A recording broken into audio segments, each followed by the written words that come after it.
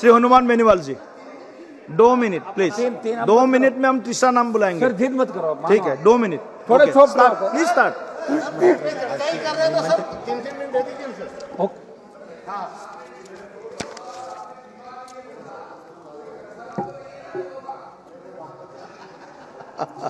ठीक हनुमान बेनीवाल जी। सभापति जी, सबका बीमा सबकी रक्षा जो विधेयक लेके आ रहे हैं उसमें आपने अवसर दिया, उसके लिए धन्यवाद।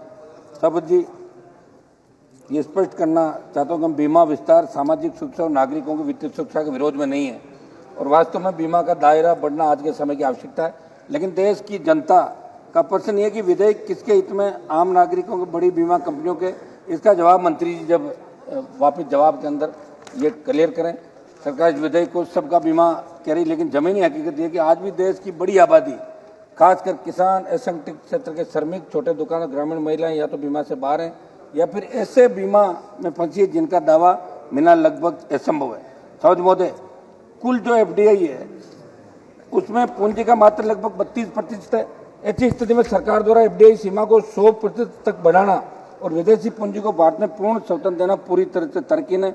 इस निर्णय के न केवल भारतीय अर्थव्यवस्था पर बल्कि भारतीय बीमा कंपनियों पर गंभीर दुष्परिणाम होंगे। समझ महोदय, बीमा नहीं दावा।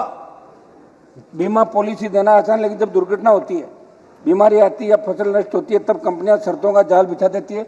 इस विधेयक में ये स्पष्ट उल्लेखित नहीं, इसलिए मेरी मंत्री जी से मांग है कि आप जब जवाब दो तो बताएं कि इस विधेयक के पारित होने के बाद दावों के निपटारे की समय सीमा क्या होगी, गलत तरीके से दावे खारिज करने कंपनियों पर क्या सजा होगी।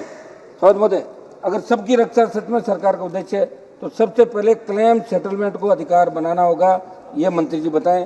निजीकरण और विदेशी पूंजी पर चिंता। सौद महोदय, ये विधेयक बीमा क्षेत्र में निजी और विदेशी निवेश को, धन्यवाद जी। एक मिनट समाप्त करना साहब, एक सेंटेंस बोलिए, एक सेंटेंस।